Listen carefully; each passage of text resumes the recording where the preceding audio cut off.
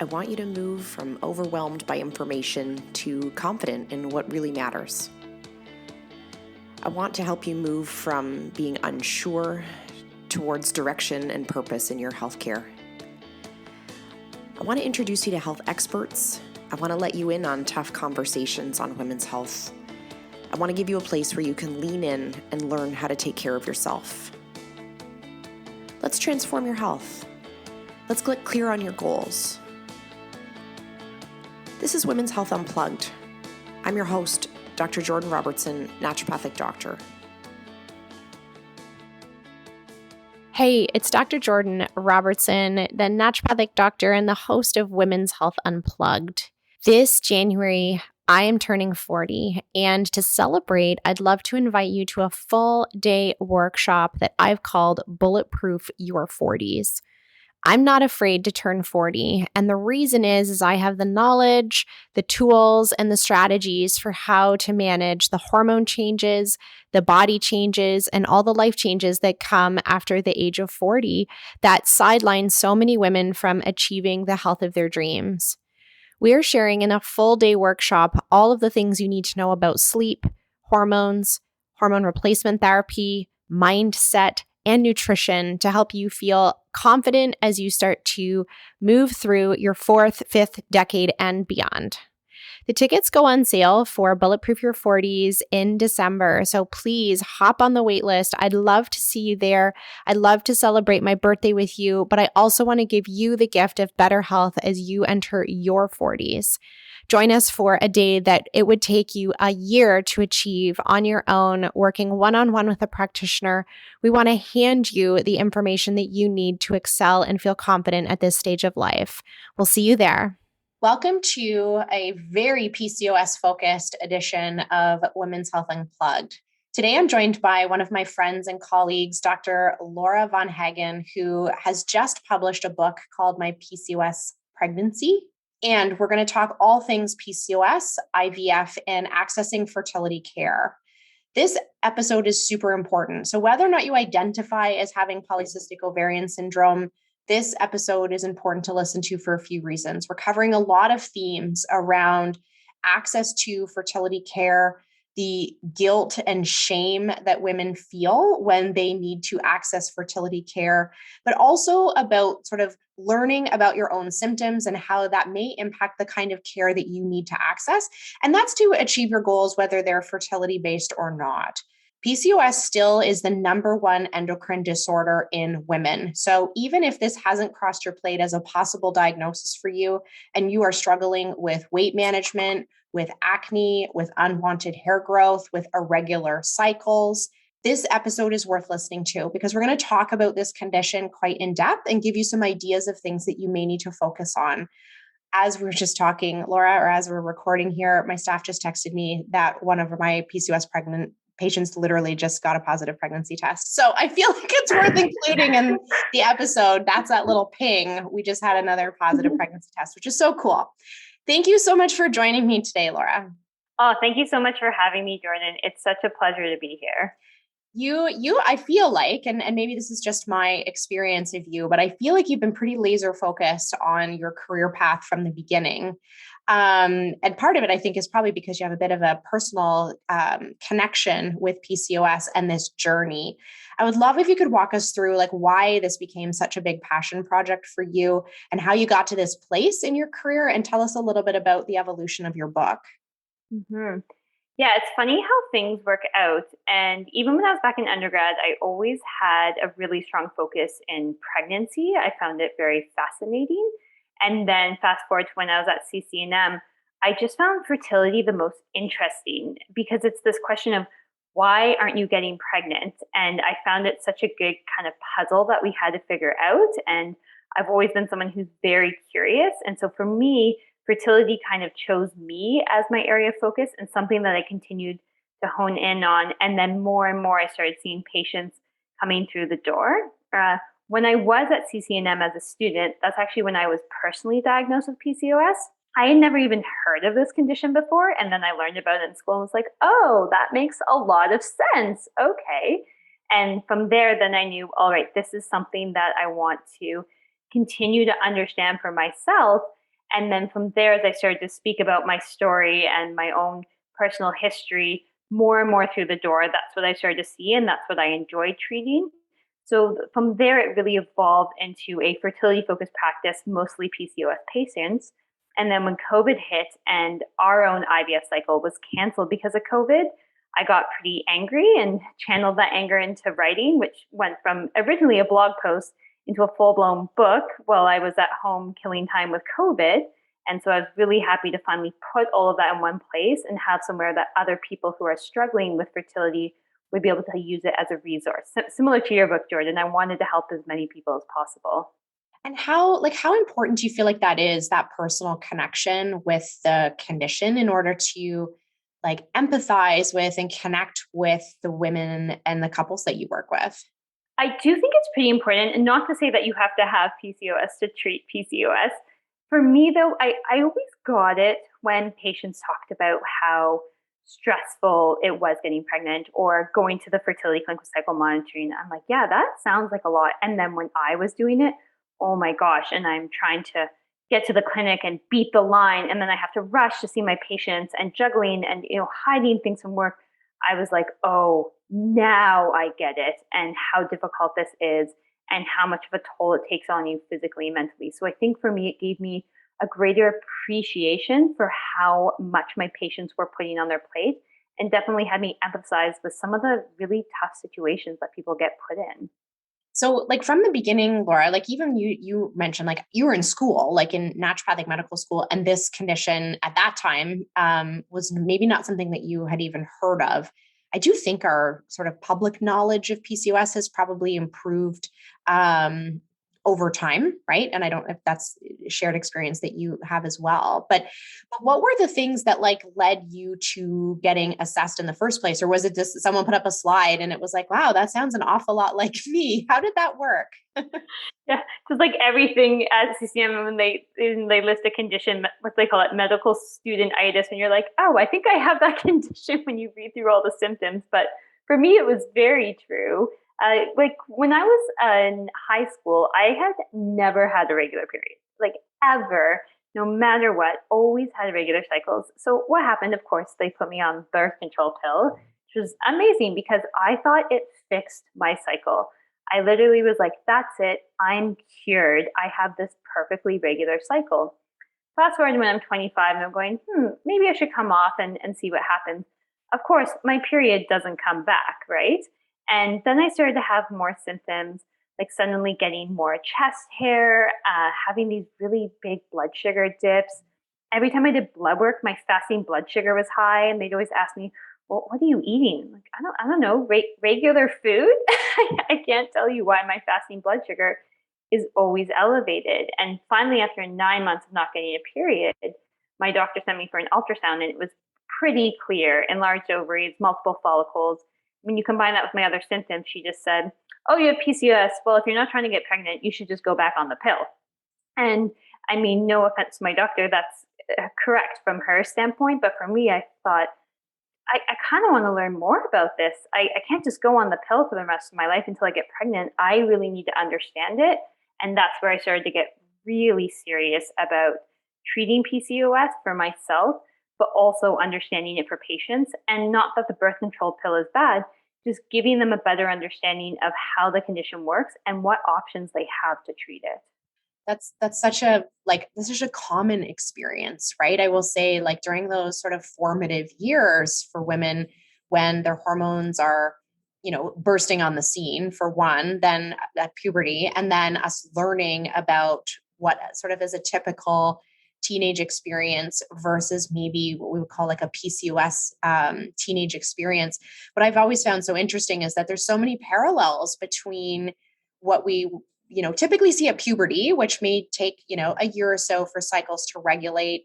Lots of teens have acne. Lots of teens have changes in their body composition, which is just part of regular, growth.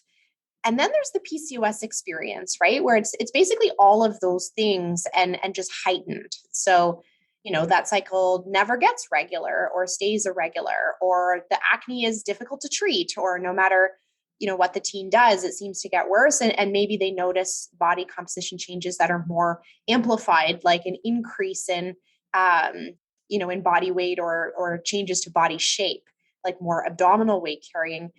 But it's common that teens can kind of go through those years. Either we just go, well, it's your teenage experience, like welcome to your hormones, or we end up, putting patients on the pill, which, like you said, it just kind of masks it.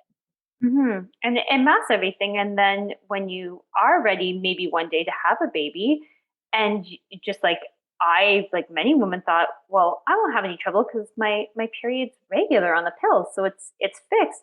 And then you come off the pill and you go, why did all my symptoms come back? Because it was never explained to you what's actually going on. And now you suddenly have acne again. You're having issues with blood sugar regulation, and you're trying to get pregnant, but your cycles are 60 days long. Well, that makes it pretty hard to track. And that's where I find a lot of my part as a naturopath is education and helping patients so that they have a better idea of what's going on. So why does PCOS happen? That's like the billion dollar question. And I know I'm asking you like a loaded question because we don't 100% know, but we know that it's not caused by things the patient does. Yes. And I think that's a really key point because a lot of people think, oh, it's because I eat gluten. Not to pick on gluten, but that's a low-bearing fruit to pick on as naturopaths. It comes down to insulin dysregulation, and I would say insulin resistance, which is probably genetic in nature, or at least there's a genetic component to the disease. And we see that with patients who have PCOS, their moms probably had PCOS, whether or not it was diagnosed. And we know that insulin dysregulation and resistance, so the body doesn't process insulin properly, leads to downwind, I guess that's the correct term. When we look at the hormone cascade, causes increased testosterone production from our ovaries, causes us to not have that signaling from our brain to help with ovulation. And now the body, instead of ovulating month, it's trying to ovulate all the time. And without getting these specific hormone signals, it just gets kind of mixed up and it's not able to release a mature egg. So you have lots of these immature eggs sitting around trying to grow, but it's not happening. And a lot of this, when we kind of go and follow, well, where does this all come from? I always say to patients, we need to go upstream and go back to the root cause. It really goes back to insulin. And again, that's not because of something they're doing. It's probably something genetic. And that's why it's, as much as it's an ovarian syndrome, it's more of a metabolic syndrome when we're actually trying to treat it. But I think more and more, Jordan, we're going to find out that there's a genetic underlying predisposition and not because you ate the gluten. Yeah, we can pick on gluten a lot. I think you and I share that same like distaste for non-evidence-based recommendations for PCOS. And I feel like you put that sort of beautifully and sort of hit on those really important pieces. And the reason I want to highlight this is because so much in that sort of health and wellness industry, when we say things like just eat like this and your whatever will be cured, it really doesn't do a lot for the psyche of that person or that woman who's struggling with that condition. Because if we lead people to believe if they just ate this one special food, or if they ate clean enough, or if they ate well enough that their syndrome would be gone, it's really not acknowledging that it wasn't their fault in the first place. It's shifting blame, in my opinion, to the patient, when I actually think we would do so much better for this population if we help them understand this is a condition that they are going to manage through their lifetime, versus something that there's this secret bullet, special cure that someone on Instagram is selling, right? So I think that's so important to hit on, because then when we circle back to the fertility conversation, I mean, there's a lot of shame and guilt in the fertility world to begin with. Yeah, it's so tough. And it's something, again, that we need to talk about more. And we were having this conversation before, and it's true, I catch myself all the time saying to people, oh, my husband and I had to do IVF. We're also very fortunate. We live in Toronto where there's fertility clinics on every corner. So we had the opportunity to do IVF. And I still sometimes struggle with a bit of the shame around it, and letting people know that you know what, you can do everything right. You can be the perfect patient and you still might have to do IVF. And that's not your fault. Exercise is going to help you. But if you start exercising, you still have to do IVF. That's not something you did wrong. So I always try to tell patients, we're going to help manage it. And this is going to make things better. But I can't have these absolute guaranteed outcomes. It's not about treating it naturally. It's about managing it better. So for our patient who either like maybe they've been diagnosed, right? Like our audience member, I'm going to say not our patient, our audience member who has, maybe already been diagnosed or who's done some, self-research to figure out that this is maybe sounding an awful lot like them to have these polycystic ovaries and really they're not cysts, but like, lots of follicles, lots of stunted follicles on the ovary, really inconsistent ovulation. And I think if we lay that out for women, they can kind of logically see like it's difficult to fall pregnant when that hormone release is really off kilter and we're not releasing an egg. Like that is the absolute necessity for falling pregnant, is that we need to ovulate. So if our audience members kind of hearing themselves in this story a little bit, like what are their next steps from like an assessment perspective? How would you suggest that they look at getting looked into? Yeah, for me, I do recommend patients reach out and get a referral to a fertility clinic. And for one of two reasons. One, because wait lists are very long. And if we say if you're under 35, you should be trying for a year, but that's assuming you're trying every month, which with PCOS, if you're getting your period every 2 to 3 months, you have less chances to try. So let's get you on that wait list. And two, if we do need that little bit of help, what we really just need to do is get your eggs out of you. You have lots of eggs. We just need to get them released. And this is where, again, every patient is different. Certainly, I have patients with PCOS who get pregnant naturally, as I'm sure you do. And I always tell patients, we're going to start with, setting some goals. And if you feel most comfortable starting with regulating your cycle, then let's do that. Let's look at how we can actually track your ovulation, because it's going to be more difficult than the average patient. And I'm going to help you do that. But I can't do an ultrasound every time you come in for acupuncture. I can't run blood work. And so I don't have access to these tests that give us way more information as to whether or not that egg was released. And if you're working with a fertility clinic doing cycle monitoring, then we know pretty clearly that you ovulated that month and it's time to have intercourse. So I always lay it out as fertility clinics give us more tools in our toolbox, and I'm happy to work with them. And if you're not ready to go to that step, let's work together, you and I, but still maybe get on the list in case we need them in 6 months, because otherwise you're going to be, by the time we get around to needing that referral, now you're waiting another 6 months on their wait list. Yeah, because like PCOS aside, we've talked about this on the podcast before, like age is one of our greatest barriers to helping patients fall pregnant and fall pregnant naturally. So, and I'm sure you personally experienced this with the COVID pandemic, is that the wait list situation is really not great for patients that are trying to access fertility care during this time, or at least maybe it's slightly better than it was at the beginning of the pandemic. But I agree with you. I think that's sort of like, let's, get the ball rolling from a referral perspective, can help you. And if you get to that moment and you never need them, fine, right? But at the very least, we've acknowledged that like, we understand what those next steps actually need to be, so that if we need to, and I always use the term raise a white flag, and I think I probably need to change that language, because it's not giving up. It's acknowledging that there's some tools that we could use that are not in my scope of practice. Mm-hmm. And the way I lay it out, and maybe this is also more from my experience, is what is the end goal? And when we go back to the goal to have a healthy baby, it doesn't matter which pathway we get there. I want you to take your baby home. And this is not how you ever imagined you would make a baby. But let's go back to, why are we here? You're in my office because you want a baby. And I want to help you do that. And we might be able to do it just the two of us. We might need a little more help. And especially now with COVID, because they are still not as bad, but still quite backlogged. I think it's just important for people to realize, if you need help, you can't just get into a fertility clinic tomorrow. It might be months. And a lot of times by the time the referral comes around, they're already pregnant, which is great. And the other times, I'm glad they have that referral already set in place. So I think we laser focus on ovulation often with PCOS, right? Like, cause that's the major barrier. If you're only having a couple of ovulations per year, then just your likelihood of falling pregnant is quite a bit lower. But there's other aspects of the condition that are going to influence your journey from a fertility perspective.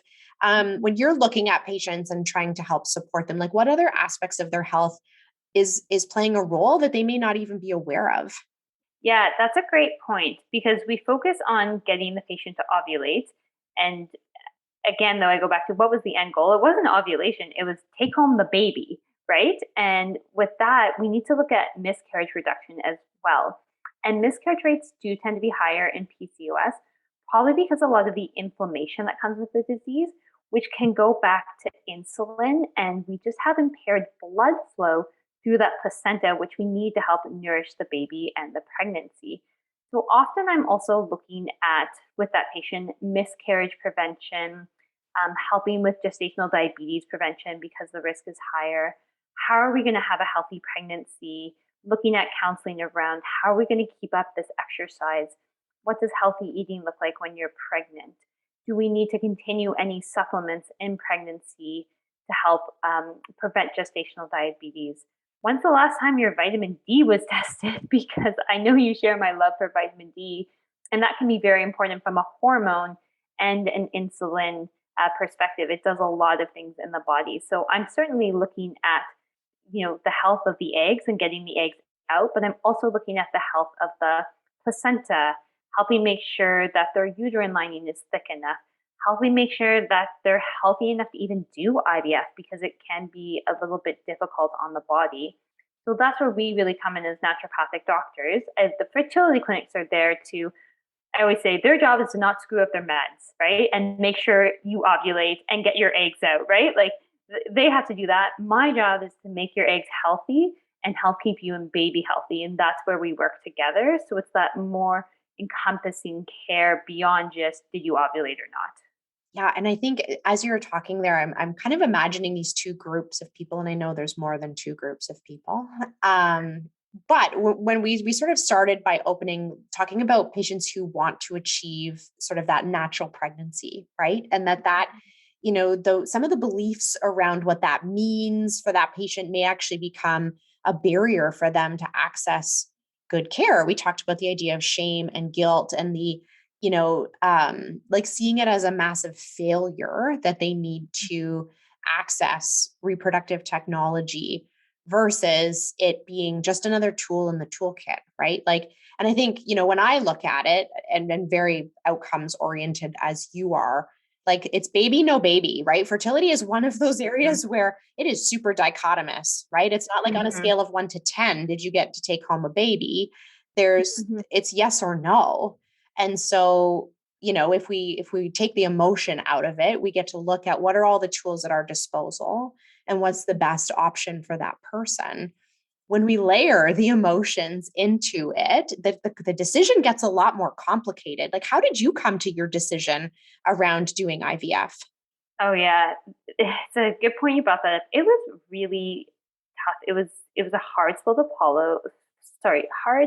pill to swallow as a naturopath, because I do think even in our profession, it's a bit of, well, I was able to get pregnant naturally and natural pregnancy, natural birth, which honestly terms are still kind of triggers for me. I don't love those terms. And I mean, I would be running into patients at the fertility clinic, right? Pre-COVID, you're in a room with 100 other women who don't want to be there doing cycle monitoring. And I felt super shameful when I would see people that I know. And for me, it was difficult because I did feel like such a failure that I couldn't get pregnant naturally. The naturopath can't even get pregnant naturally. For me, though, and my PCOS, my issue had always been ovulation. And because my AMH was quite high, I just wasn't able to release an egg. So I had lots of eggs. We couldn't get them out of my body. Whereas with IVF, we go in and take them out, and then they can meet sperm instead in their lab, and that's how you can make an embryo, right? Like when you look at it from the science, here was the problem, is getting the eggs out. So why don't we just do IVF? And as much as I really didn't like the idea because I knew the stress it was going to be, it came down to we just want to have a baby and this is how we're going to have to do it. And then we layered in COVID with our cycle being canceled, which was a whole other layer of stress and shame because everyone told us, oh, the time at home will be good for you. Maybe you'll just get pregnant, not being stressed, hanging out, which obviously we did not, right? We didn't magically just get pregnant being at home together. So now there's shame and guilt around that we couldn't even get pregnant naturally during COVID. And so there's all these emotions, and I really, really struggled with the shame and telling people what we were going through. And then it just came down to, I just want to have a baby. I just want to grow our family. And when I shifted that perspective, I felt better about it and felt okay about it. And now I'm really glad I'm more open about it because so many people have approached me and told me how that's really helped them. And as I said, the main thing I wanted to do with my book was help people and help around the education piece. So I'm glad that in the end IVF gave me something to give back to people. But yeah, it was really, really tough when I was going through it. And how did you get brave enough to share? Like, I know like you're like literally running into people while you're there. And so that's like maybe that wasn't wanted sharing. But now this has become such it's a gift really, right? Like your story is a gift to your patients, but there still is that, that those boundaries and being vulnerable about things that in the past we typically have kept private. Mm-hmm. I think for me, it allows me just to connect a bit better with some people because a lot of people think, again, let's go back to the shame piece. I tried really, really hard to stay healthy and I still couldn't get pregnant naturally. And then some people go, well, look, she's being really healthy and she still needed some help. So it's okay if I need some help too, right? Because people really feel that failure piece. So I think it helps when I have that patient who's falling in my office because they feel like a failure. And I can say, look, I did IVF too, and my story is not your story. I never try to tell patients that I know what they're going through because everyone's journey is different. What I can relate on is that failure piece and saying it's okay to feel that way, even though you're not a failure. And I know you're not a failure, but it's hard for you to see that. I felt very alone during my IVF journey. That was the hardest part, especially with COVID, feeling so isolated, which is hilarious because, as I said, fertility clinics are like the busiest place to be. And it was a good reminder to myself that you're not alone and there's lots of people struggling in different ways. Well, I'm sure that your patients and everyone who reads your book, right, is really benefiting from that level of vulnerability. And in my experience, when I was open and vulnerable and have shared about different aspects, it's almost like it releases you from it, or it's released me from it in a way, and let me show up a little bit more bravely and authentically in all my work, even if I'm not talking about miscarriage, right? Like it's because it was like, well, I don't really have any skeletons in my closet. I'm happy to sort of chat about it. But I hear like how difficult that would have been. And I remember I had my miscarriages, one of them while I was in school, and I had like told everybody that I was pregnant because I was so jacked, and then had to untell everybody. And this was at a time that this was just not, there were so many pregnant people in my class. And it was like, I felt like this, like, professional failure, basically, that I couldn't keep this baby in my body for some reason. And so I'm grateful for you sharing, because I think that like it's normalizing some of the emotional part of it, right? Not just the process part of it, because I do think we can get kind of, especially you and I being a bit sciencey, just a bit. Tiny like bit. a tiny bit sciencey, like we are. Like we can get wrapped up in like the percentages and the numbers and the things, right? Like this is so and so effective. This is however many percent effective. But when you do get that like ability to like take that hat off for a minute and talk about the emotional side of it, I think that's such a valuable, I use the word gift, to share. Mm-hmm. And that's the thing. I don't think that I would not wish IVF on anyone. I think I'm one of those lucky people where one, it worked for us. We have a baby boy, but two, I'm in a position where I can share it with people. And that's just what I really want, is more people to not feel so much guilt and shame about the fertility process.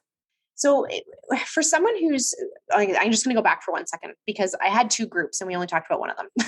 Yeah. And there was the group that is like, wants to have the natural pregnancy, right? And they are, I'm going to say, use the words dead set in air quotes, probably because no one's really given them permission to consider the alternative, right? Like, I come from a family where everybody has babies naturally. My mom had no trouble, so I don't know why I am. I got pregnant with my last baby easily. I got pregnant in my 20s and had to terminate, right? Like this narrative that people live with that then becomes their rationale for why they will or won't pursue fertility care. I think we got to break some of that down. And I do think you sharing is doing that. So we have that group. The other group is the group that's being pushed through, like with a cattle prodder, through fertility care without having a conversation about all the other things that they can do. And so they're gung-ho, right? Like they're signed up, but don't realize maybe that there is some power still in their hands for how that experience actually goes for them. Can you speak to that a little bit? Yes. And I joke sometimes because patients will often be crying and they'll say to me, "I'm sorry, you're not my counselor." And my response is, "No, this is usually half of my job, is also being a counselor and a support person." I think where it becomes to is a lot of, one, pressure on the person, and two, outward pressure. Like, a lot of people think IVF is guaranteed. It's not. And a lot of people's parents think IVF equals 100% grandchild, and it's not. It's kind of crazy that statistics actually suck. Yeah, like the statistics are terrible. Is there anything else where you would spend tens of thousands of dollars for a 30% chance it's going to work? I guarantee you wouldn't buy a car for 20 grand and there's a 30% chance the car is going to work, right? Like that would never happen, but that's IVF, right? And so a lot of people don't understand when they start the process. I get the question all the time, so what's going to happen? Or they think they're going to be on injectables, so things like a gonal-F injectable medication for IVF. They think they're going to be on that for months. And it's like, no, you're on that for 12 days. They're like, what? No one told me that. And fertility clinics are very, very busy. They have a lot to handle. And for me, my job is to make that cycle their best cycle, because often people have one shot at IVF, and also help the patient get through that cycle. And I do a lot of acupuncture, which I think on one hand is very beneficial as acupuncture. I think the other hand, it lets me check in with patients and see, how are you feeling mentally, emotionally, physically? What do you need support with this week? What symptoms are you having? What questions do you have? And really helping guide patients through the IVF process, because it's totally overwhelming. And I didn't even say to myself, I'm like you, Jordan. I do injectable therapy at work. I do injections and needles all the time. And I was clueless and freaking out about injecting myself with these thousands of dollars worth of medication. So then I think, how does a layperson do this, right?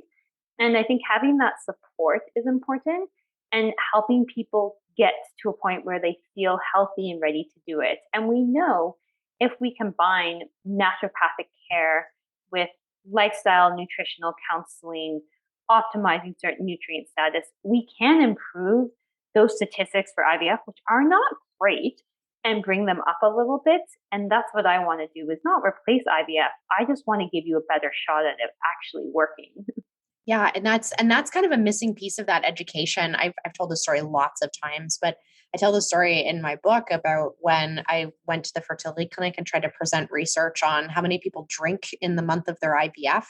And it was actually startling, right? Like the statistics on the number of couples, male and female partner, that still consumed alcohol in the month of their IVF, or still consumed other recreational drugs, or who didn't exercise, or who weren't doing the things that, we actually have the evidence that improves each cycle's chance of success. And when I presented it as an education issue. I'm like, these patients would stand on their head, wear purple. Like they would do whatever if we said that it actually would help their outcomes. And here they are accidentally, I'm going to say, participating in lifestyle choices that are directly decreasing the likelihood of success. We have a massive education issue. All of those patients that are in the waiting room need to be having these better conversations with people about what their impact of their nutrition, their stress reduction, their exercise, their alcohol, all of that stuff is having on that cycle's success. Because they can try and stack the cards in their favor, to keep with our gambling metaphor here. They can try and stack the cards in their favor a little bit better. So, for your PCOS population, what do you cover in the book as far as things that like people can do for themselves? Like how can they take more charge of what's happening? Yeah, and that's exactly it. Is I think where we play a great role as naturopaths is filling in all those things that we know help that patients are not doing because no one's told them about. For me, I really go back to lifestyle and habits. A lot of my background training in kinesiology was in behavioral and motivational interviewing. And so it's looking at the patient and saying, we need you to eat more fruits and vegetables. We need you to have more whole grains in your diet. What does that look like for you? And how can I help you fit that? Because most of the time patients know they need to eat better, but they don't know how that actually looks. And it's me trying to lay out a plan that's sustainable. Or I know exercise is going to be beneficial for you because it's going to help manage your blood sugar and you're going to feel better. And what can we do to make this a bit easier for you? What are your barriers? So for me, it is a lot of counseling around nutrition, finding ways to get more fruits and vegetables into the diet, finding ways to add more movement into the life, and looking at stress. And maybe meditation stresses that patient out more because they're like, I don't have time to meditate. But what I do have time is to go for a walk every night after dinner. Okay, then we're going to do that. And trying to fit all those pieces together, as you say, alcohol, smoking, all these things that, again, how many patients are drinking alcohol during IVF, which really they shouldn't, and talking to them about why it's important that they stop, how to handle social situations then, because obviously then everyone goes, oh, you must be pregnant, which is the last thing you want someone saying to you when you're going through IVF. And that's where I really lay down, if you're going to be going through IVF, here's the key things you should focus on without making it extreme and unsustainable, because I'm not about those Instagram accounts at all. Let's go back to the gluten piece. There's nothing in there that says you have to eat gluten-free. It's more about, if you're going to be doing IVF, here's some takeaway points on what you can do to have a healthier lifestyle that you can implement into your own habits and how to get there.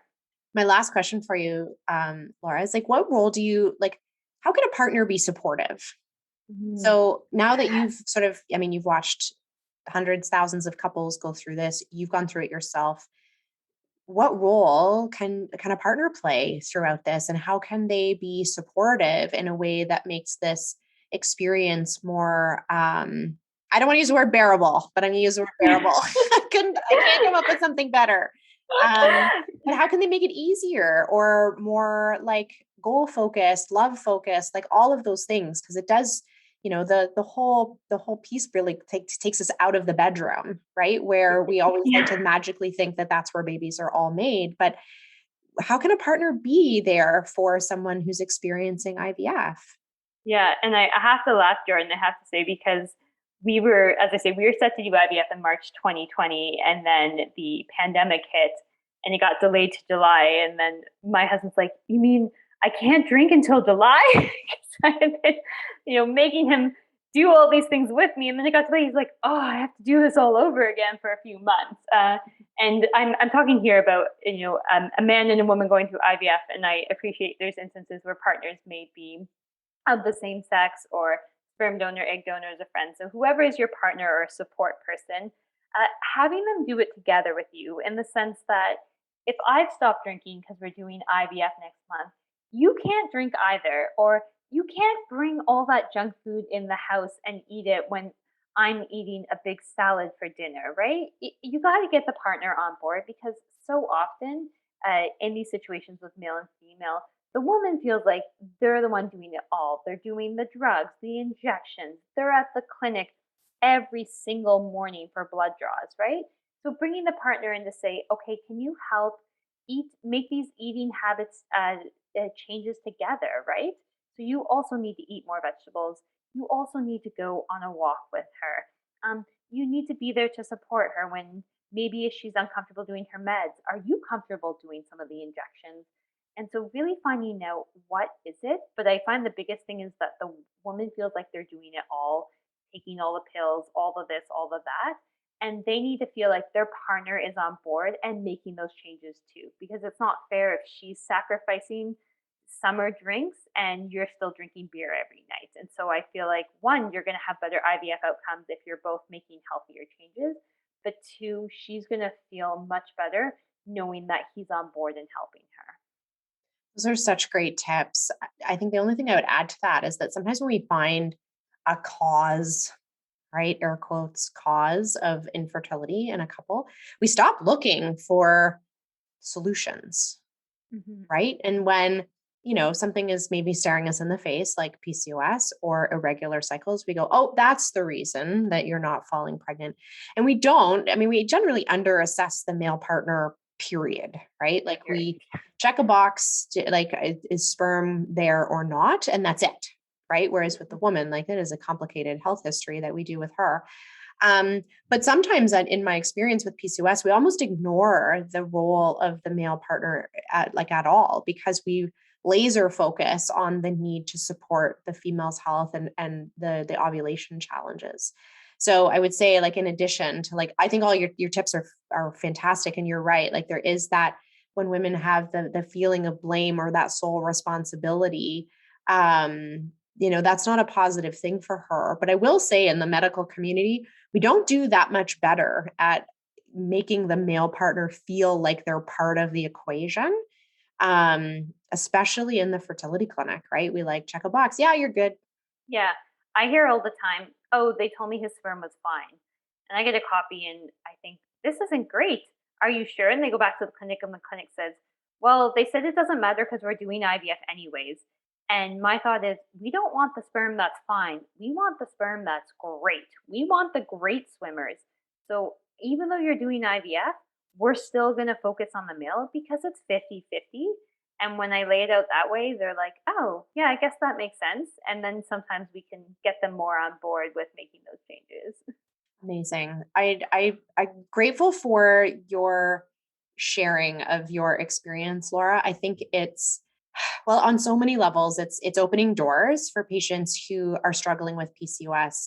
It's normalizing um, being assessed, even, right, and maybe earlier assessment. We'd love to see those people walk through the door 5 years before they want to have a baby, not 3 years after they've already been trying. And I think you sharing your story is really insightful, because it lays out this landscape of what is possible with fertility care, and maybe helps people create some realistic um, timelines or expectations about what that journey might look like for them.